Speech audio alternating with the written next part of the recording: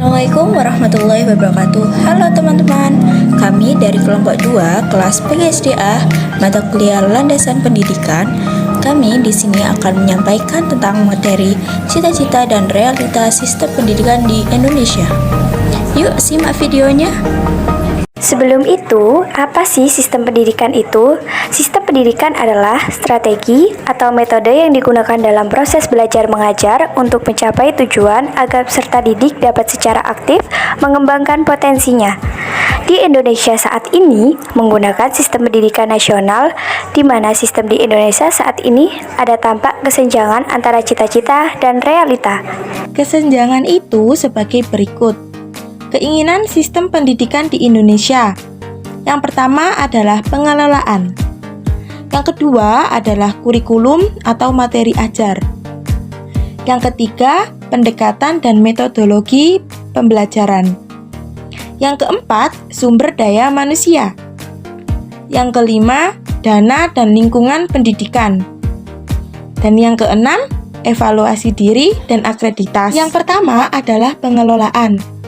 Peran pemerintah dan pendidikan di Indonesia dikelola secara desentralisasi atau otonom, di mana pendidikan adalah milik rakyat dan untuk rakyat.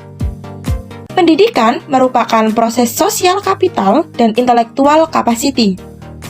Di era modern seperti ini, diharapkan pendidikan dapat diolah dengan sistem demokrasi yang memenuhi prinsip school-based management. 2. Kurikulum dan bahan ajar. Materi ajar yang diharapkan adalah yang dapat memenuhi sifat-sifat integrality, holistik, continuity, dan konsistensi, serta dapat memenuhi kebutuhan peserta didik, pasar, dan pengembangan iptek. Dan yang ketiga adalah pendekatan dan metodologi pembelajaran. Dalam hal ini, guru ditempatkan sebagai motivator, fasilitator, dan dinamisator dalam mencari dan menemukan ilmu. Yang keempat adalah sumber daya manusia. Sumber daya manusia dalam bidang pendidikan meliputi guru, staf, dan juga siswa. Sumber daya manusia dalam bidang pendidikan ini harus mampu mengembangkan kualitas kreativitas, inovasi, dan dedikasi yang baik sebagai tenaga kependidikan.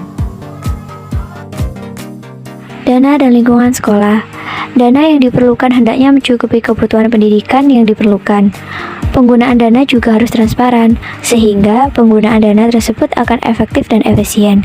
Untuk pembangunan gedung pendidikan, harus didesain sekondusif mungkin, sehingga tercipta kenyamanan dalam KBM.